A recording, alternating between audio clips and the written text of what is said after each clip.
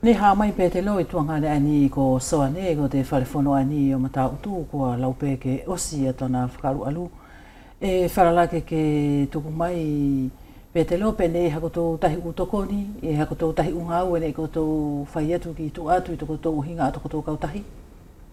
Mahalo ia niwe, ko te kongai aia, ne whai pe te ki tokoni i taku mahino atu, e te uwhinu mātou aia na tau whaiwheta ki tamatou ngau i, whai te kautahi, ki te whare tiasolo tātou o hake, ne whai ke te ki tokoni. E whai ngā fua soane ia te langiaki ki he kolo e kaunga maari e wheia, hange lako te kolo kolua. Mare newe i te alanga te wheo e ne, e o tale atu pēkei, e more whai ngā fua ia. E pe tō kaunga whai ngā fua, ka e ki te tai kolo kaunga maari e ne, e whai ngā rā. Ia te apo te hai, pe te tau furi, pe te kolo furi, mare newe.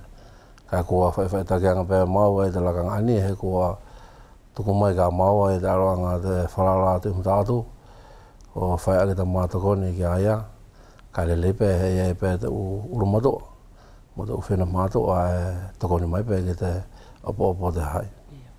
I te langa la ani o te wharefono ani o mata utu pe te lo tawhilangi te kautahi ani e koutou o te mata utu lelei, e ta uwhia, te whai take i koutou i te ungawe.